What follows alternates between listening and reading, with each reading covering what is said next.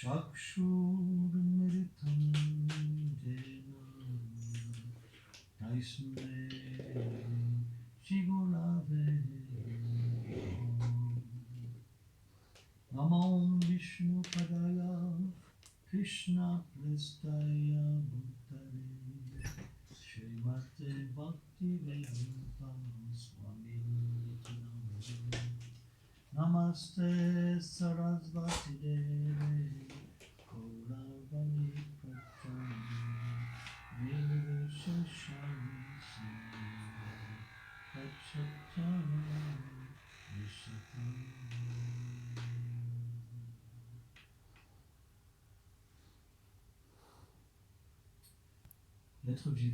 The living entity, when it becomes conditioned by material nature, develops many faults, like hypocrisy.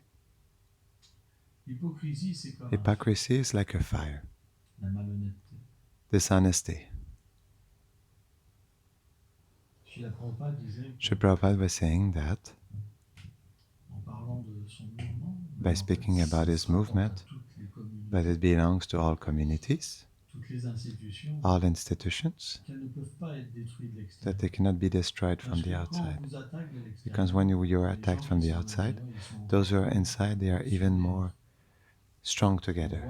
We see in times of war, people are really united against oppression, which we call resistance. They become so much united that they are ready to die for each other. From outside, nothing can destroy us. But inside, yes, through hypocrisy. And this hypocrisy is omnipresent in the age of Kali, unfortunately. We will smile to someone, and inside we will think, it is terrible, this person. We think only for ourselves, by ourselves, through selfishness that is too much powerful. We think we are perfect, that everything should be done to our image. And from there, if everyone thinks like that, then it's complicated. So there's this little part in us that is like this, and this is why we suffer a lot. And somehow, when we live in a Vaishnav community, and other brothers are like mirrors, it brings back this imperfection in us. It's very difficult to live, but still we have to live with it and get free of it. To get freed of it, the mean is to serve the devotees, serve the Vaishnavas. For example, when I was a young devotee, naturally, there were people with which it didn't go so well. It's not easy. And I was explained, with the one it doesn't go well, you have to serve. You really have to serve. And it works really. When you start to serve Krishna with the person with which you have the most problem, really it's really a problem. When you're close to this person, it doesn't work. If you start to serve that person, you realize finally that the problem was inside of you, but not in the person. And you learn to surpass your own obstacle through your own problem, and it works. This is why, when we don't apply this principle in our spiritual life, at some point we get out of the association because we cannot tolerate anymore looking at ourselves or the others. This is often a problem of misunderstanding of our internal problem. This problem took so much possession of ourselves that we identified with it, and so we cannot resolve it because we cannot perceive it. It's really interesting. People who have difficulty in a community, that is because they're completely invested in this problem. They cannot go beyond it because they think I am this problem. This is why we must have a meditation on the pastimes of the Lord, and notably the forest fire. We know that there was an asura, which was like the fire. With mystic powers, he could manifest as fire. And he made the plan to encircle Krishna and his friends and the cows. And at some point, it became so powerful, the forest fire is so powerful, no? That naturally his friends, they lost consciousness, the cows also. And Krishna simply, he aspired, he inhaled the fire. Not only inhaled the fire, but he brought back the greenness to the forest.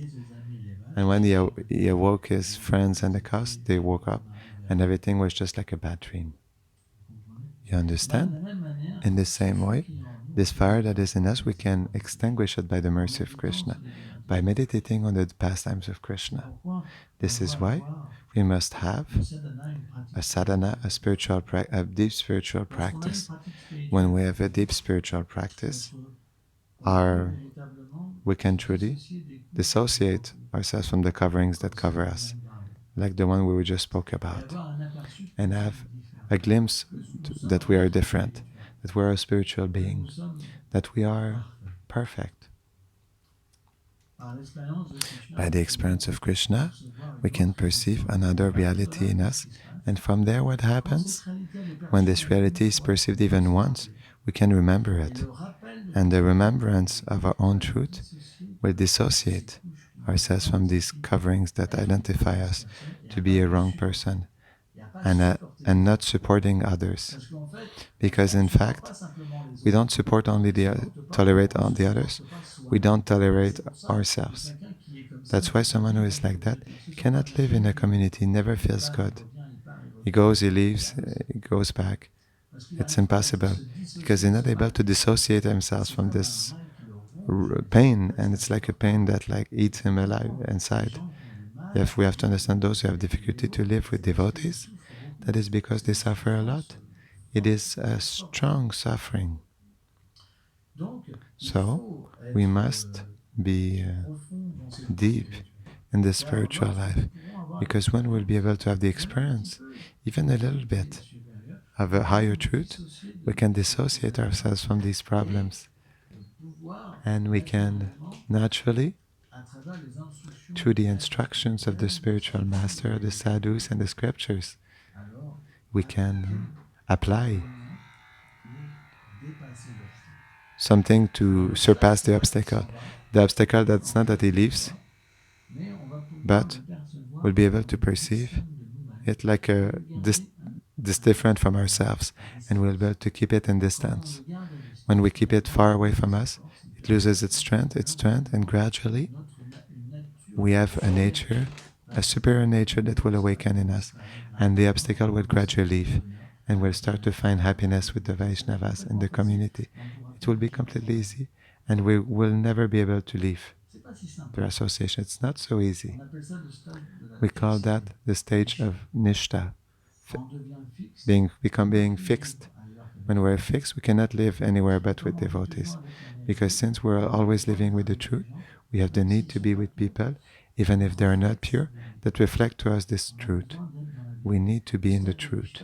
The stage of Nishta is the stage where we need to be in the truth. We cannot be in anything else but the truth. That is why, before the stage of Nishta, there are these monsters that are there, and that are quite a problem in ourselves, because there's more ignorance and passion in us, and less goodness.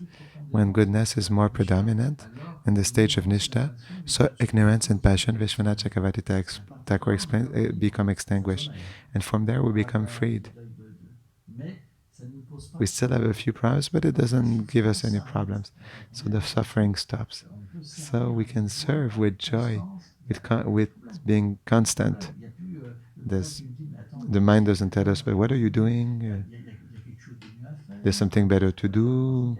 Look, but you always live. But look, they are cruel. It's always like that before. There's just a few moments where it goes better, but it's roller coasters.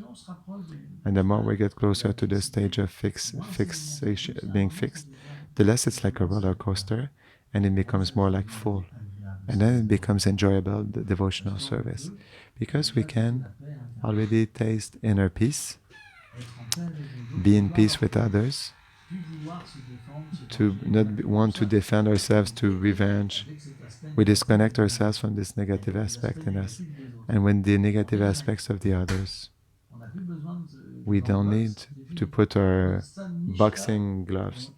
At the stage of Nishta, we take the boxing glove, we take them away, we don't need them anymore. We don't need to defend ourselves anymore because we understand that everything is done for our well being. Even the wrong that comes to us becomes something good.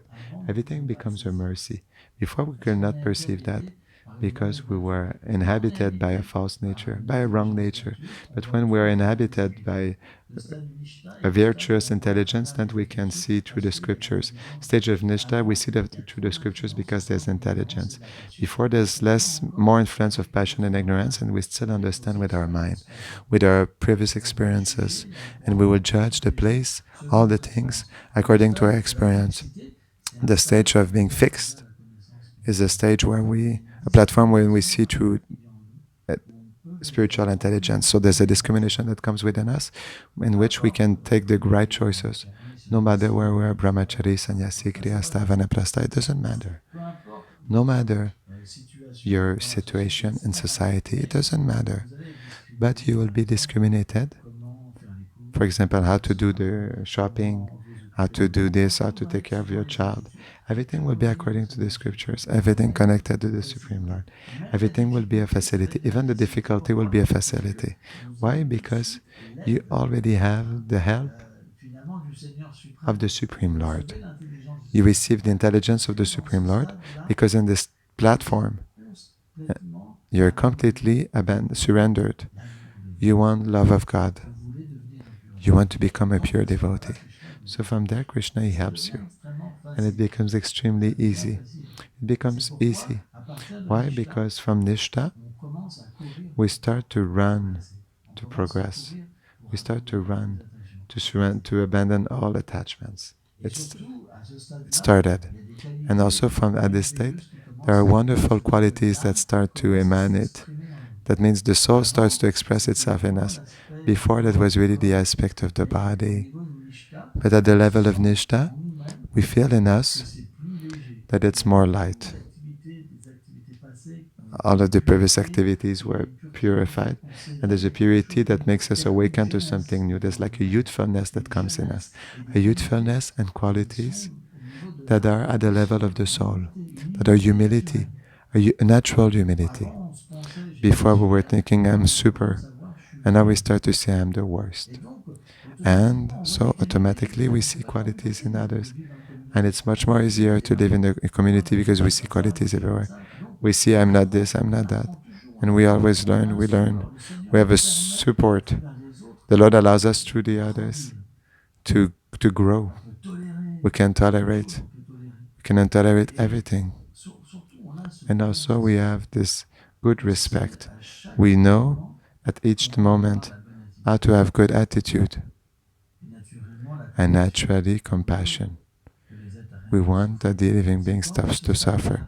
Because when this stage arrives, if we are conscious, before we made a lot of mistakes, and naturally, why we tolerate the mistakes? Because we understand also, although there's this aspect of humility, and that we see living beings superior, we can also see that sometimes people are not well situated on this platform, and we want to help them so that they progress. The stage of Nishta is a stage of compassion, of help. We see, for example, I have a good example of Govinda Swami.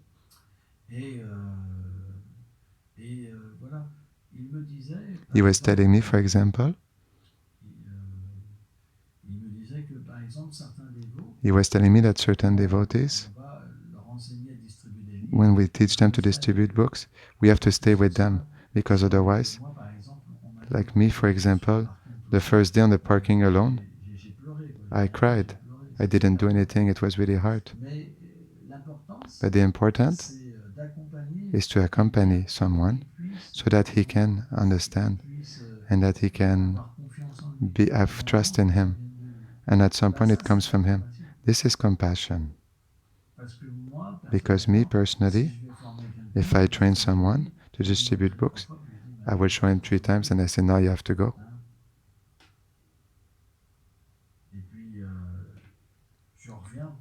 And then I come back to see Ashesha, for example. I tell him how it's happening. It's not easy. They'll say no, etc., etc. And I show him. But the point, it's for example the book distribution. There are two ways to distribute books, like a salesman or in a transcendental way. In a transcendental way, it's not easy. We really need to have a pure connection with Krishna in our heart. But it's so mystical. When you're connected, you have to chant properly between each books.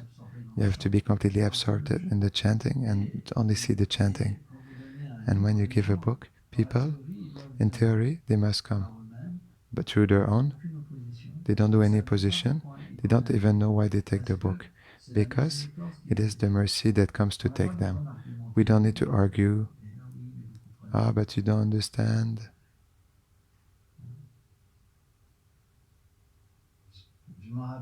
I remember of one day, a particular day, when there were many particular days, special days. I remember one day where really there was a special mercy. And I was in a very passionate road.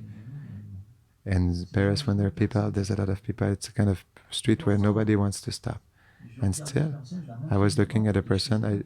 I showed with my finger, looked at the person. And Paris, I don't know if you know, but if a person, you say, come to me, 20, 30 meters away, and the person was coming. And I even saw sometimes she was trembling. She was taking a bill, a wallet to give me a bill, and she was looking at me. And I saw that. I was thinking. She told me, "What did you do? What did I do?" I said, "It's nothing. It's the mercy." It's so mystical. At this point, I had experiences so extraordinary with people. It's so wonderful to distribute books. We feel that we are flying, when we distribute books. We see the direct connection with Prabhupada, with the Acharyas, with Nityananda Prabhu, with Gauranga Mahaprabhu. It's like we'll be living with them. Because the gopis explain that distribution of knowledge, this is the most magnanimous, most compassionate action. Because without knowledge on Krishna, we have no chance to liberate ourselves. Because the living entities debate in ignorance. So when we understand this, we become merciful and we distribute books. The service, it's the service that the gopis themselves glorify. They glorify the sages who distribute this knowledge. And Krishna himself in the Bhagavad Gita says, none will be more dear than the one who distributes this knowledge of the Bhagavad Gita. He didn't say another book, he says the Bhagavad Gita. That's why sometimes devotees, they lose their faith to distribute the Bhagavad Gita. But we should always believe in the words of Krishna. Krishna says, none will be more dear to me than he. But if we never really distributed books, we cannot understand what is book distribution, especially if we distributed books without surrender. Our goal is not to make money. Our goal is not to distribute a lot of books. Our goal is to please Krishna. If you distribute indifferently, your distribution will cheat you. You'll obtain simply pride. You will come into a competition. You will become a businessman. If you do business with Krishna, you'll go to hell. This is what the Acharyas explain. It's one of the 10 offenses to the Dham. We should never do business with Krishna. Be careful, it's forbidden. You bring with you your husband, your children, everyone. Be very careful. We come simply for the desire of Krishna, to give Krishna, to save living entities. It is in this way that we distribute books. And there, Krishna says, this person is very dear to me. Why Prabhupada made his disciple distribute books? Because they didn't have taste in their spiritual life. He asked them to chant 64 rounds. It's nothing 64 rounds to chant. It's like so small. We should chant 24 hours a day. It's nothing 64 rounds. He could not even chant 64 rounds a day. Même toute la journée, ça leur Even the suffisait whole pas day, pour it was not enough to chant 64 rounds. pas beaucoup de temps. And it doesn't take much time to chant 64 rounds when there's taste. Donc il a trouvé ce moyen. So he found this Il fallait mean. engager He had to des engage personnes qui n'ont pas de people goût pour who les don't have activités taste spirituelles, in spiritual pour devenir chers à activities Krishna, so that they become dear to goût Krishna and that they develop taste after to chant 64 rounds. Mais même là, But even ça n'a then, pas forcément marché. it didn't necessarily work. So he said 32 was not possible and then he said 16. But the goal of Prabhupada is that he wanted the devotees to chant. Parce qu'on obtient l'amour de Dieu dans Because cet âge par là. we obtain this love of God in this age De through toute chanting. façon, quand on commence à avoir Anyway, des when we enfants, start to have taste for chanting, we c'est pas increase. qu'on reste It's à not ces that we sortes stay to 16 rounds our whole life.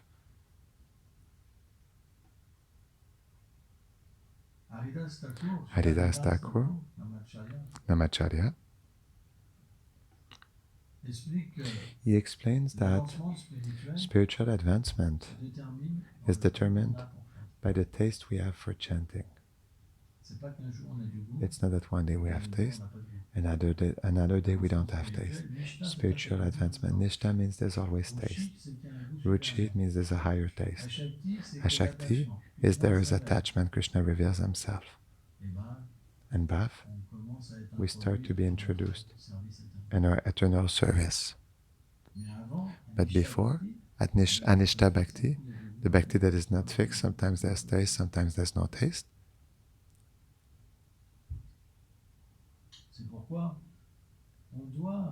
That's why beg the nectar of the name for taste. Oh Lord, I distribute your books, but I just want taste for your holy name. I want nothing for myself, for illusion, women, children, nation, business. I simply want to be the devotee of your devotee. If you read the Srimad Bhagavatam, you must read the Srimad Bhagavatam. Otherwise, you will refer yourself to what in your life if you don't study? How will you discriminate? You discriminate with what? With your experience, good or bad? We need knowledge to discriminate. If there's no study, we don't stay a devotee in this life. We must study every day. Study doesn't mean simply to read. That means to engrave in your heart the message of Lord Chaitanya Mahaprabhu. It is something that is really important. Really, really, really, really very, very important.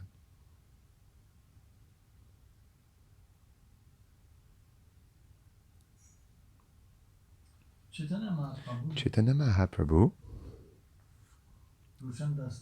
Lochandas Thakur and Chaitanya Mangal, he says that he will try to describe this child that appeared. But somehow he's condemning himself because who can describe the beauty of the Lord? And describes the eyes of the Lord like an ocean of nectar. He says the kajal that is around his eyes is like a barrier, like a dam. Imagine eyes that are like an ocean of nectar, and the kajal, the black around the eyes, like a dam, water dam. It is wonderful. Can you believe it? And Sachimata and Jagannath Mishra, the parents of the Lord, when they saw this child, Mother Sachi said, but it's not my child. He's so beautiful, he's too wonderful. He's not a being of this world. And everyone, they were so much in love with this child that they were coming many times a day to get his darshan. And they were asking themselves, is it transcendental Cupid personified? He had signs in the palm of his hands. He had signs, marks on the palm of his feet. His eyes, he had great eyes, just like lotus. Even as a child, he had large shoulders, like a lion. It's described. arms that were coming up to the knees. C'est pas humain, quoi. It's not human. Avec des cheveux merveilleux. With beautiful hair. Et l'autre Chandrastakwa explique. And Chandrastakwa En explains fait, la grossesse de Mère Sachi, elle the s'est faite mystiquement. pregnancy of Mother Sachi happened mystically. It is explained the internal energy of the Lord. She made her womb grow. It's not that the Lord appeared to make the womb bigger. He appeared, but when the Lord appeared in her, she became. She had so much radiance that it was propagating everywhere. And then Mother Sachi was saying, she saw Advaitacharya, which was he was her guru. We know the story of Advaitacharya. He knew that Mother Sachi, that Nimai will appear in the womb of Mother Sachi. And every time he was offering his obeisances to Mother Sachi, she was losing her baby. As long as it wasn't the Lord, she was losing her child. She was afraid every time he came. She was afraid. But then when the Lord appeared, Advaitacharya, he became like a madman. He even put sandalwood to worship the Lord on the belly of Mother Sachi, and he was walking around. And he was offering his obeisances. And they were stupefied to see Advaitacharya do it like this. And also Mother Sachi, she saw so many strange people who will come to see her. With many heads, there was Shiva, there was Brahma. All the demigods were coming. It was like the parade. Mother Sachi Devi, she didn't understand what was happening. Imagine, because she's the universal mother. So through the internal energy of the Supreme Lord, she forgets that she is Mother Yashoda. And she was completely astonished to see all these personalities coming to see her and offering her their obeisances and offering prayer, obeisances to the Lord. It is completely extraordinary. Completely extraordinary. But to speak a little bit about this verse, because then I completely went in another direction. There was too much nectar. I completely, I wondered too much. So to go back to this verse, we see that the Lord is also justice. He is mercy, but He is also justice. When there's too many wrong people, negative people, and there's not enough devotees, and when the wrong people, they hurt too many devotees, so you make arrangements so that these demoniac people, they become destroyed. That's what we call karma. The living entities, when they kill too many people, when they do too many wrong things, then war happen, like famine or illnesses, and so they disappear. And society then becomes somehow more favorable to spiritual development. This is why there will always be this phenomenon on this material world, in this earth. Sometimes the Lord appears in person, sometimes He manifests in the form of wars, in the form of epidemic. Srila Prabhupada explains this, of atomic bomb. Because living entities also must pay what they do. The killing of animals is not free.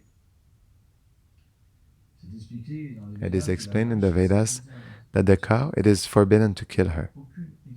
No scripture can speak differently. Chaitanya Mahaprabhu, when he met a great saint, a Muslim saint, he told him, your scriptures don't have any value because you killed a cow. These are the words of the Lord Himself.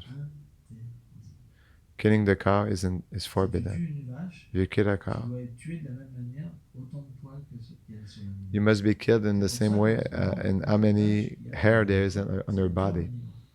That's why Vaishnavas, they offer the milk to liberate the cows. You offer the milk to Krishna, and then you liberate all these cows.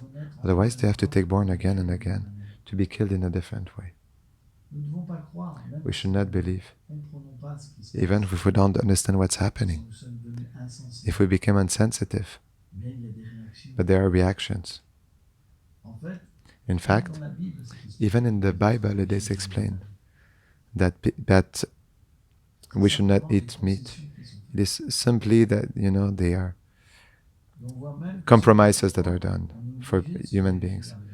And we know that we're obliged to qualify ourselves through vegetarianism because we cannot kill all these animals for all the people we have to feed. So naturally the living entities will go towards this diet.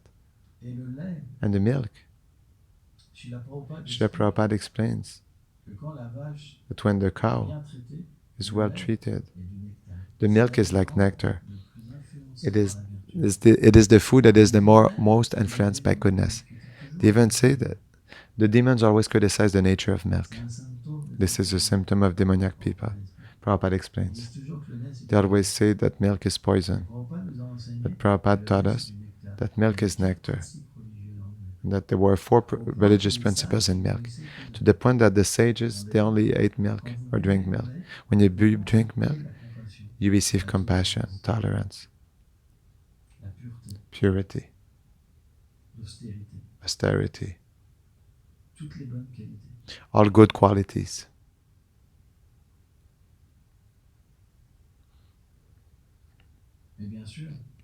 But of course, it must be done in a spirit, a devotional spirit, because in the cow, all the demigods are present.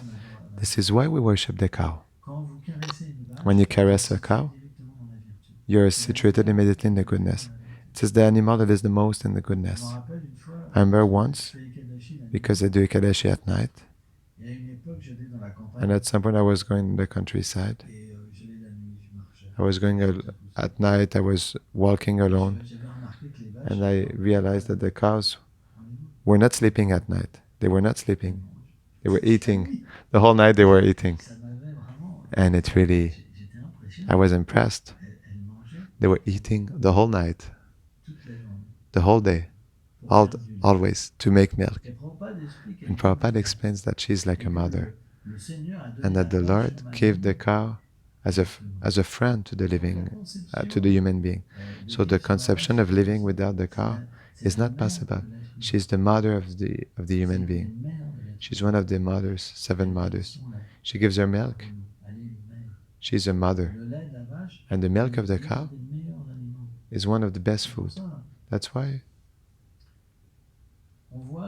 we see today that society does not understand this principle.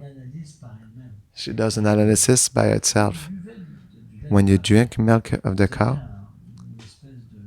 you have some kind of, I don't know if we call that enzyme in the stomach. When you stop drinking milk, then you need a time to drink again because there's some enzymes that are created by the body. So even in the human metabolism, there's this principle that exists. That is why the milk is essential for development of spiritual life. It's really important. Prabhupada writes this. What is interesting, because now the devotees, they preach against milk, but at the time of Prabhupada, for example, I was a witness to this. I don't know which Prabhupada disciple explained this. At the time of 22nd Avenue, the milk was not pure milk in the United States. And Prabhupada said, still, we have to offer milk. And most of all in the 70s, it is explained after the Vietnam War, that's when they started to mistreat the cows. During the time of Prabhupada was the worst period because they were experiencing on cows. And now it's regulated.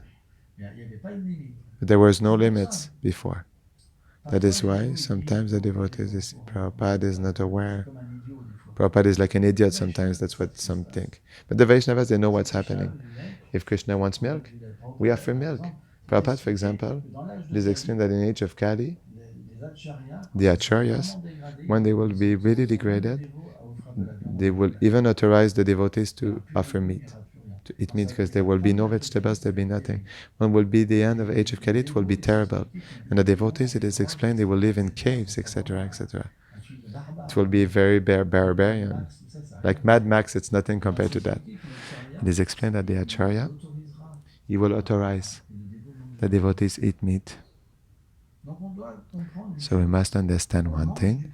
We eat prasadam. We're not vegetarian, we're prasadyam. We eat prasad. We're not vegan. We take prasad. It's really important to understand. Because if on the name of veganism, a vegan, you go to a temple and you don't take the prasad because there's milk, you'd make an offense. Seva aparad. It's really grave. Because you think you eat poison. But it is nectar. It's the mercy of Radha and Krishna. Devotees fell down very low. On a material consciousness, they mix the material and the spiritual. This is why, be careful not to be contaminated. The Lord accepts.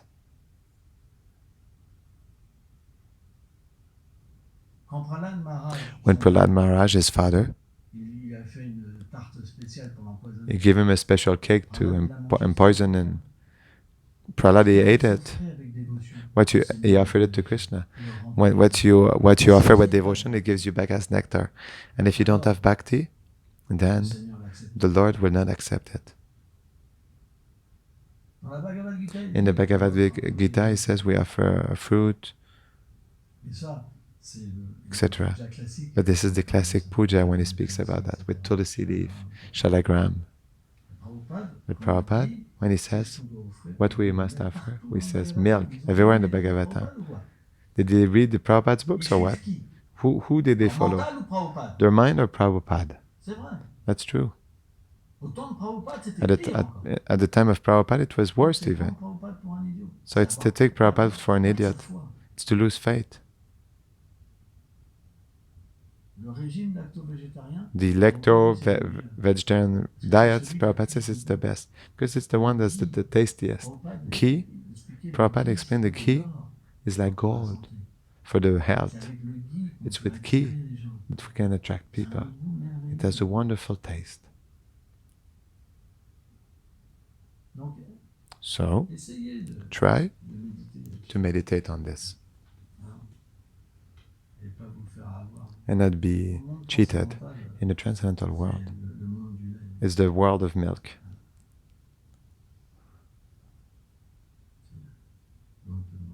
Jai.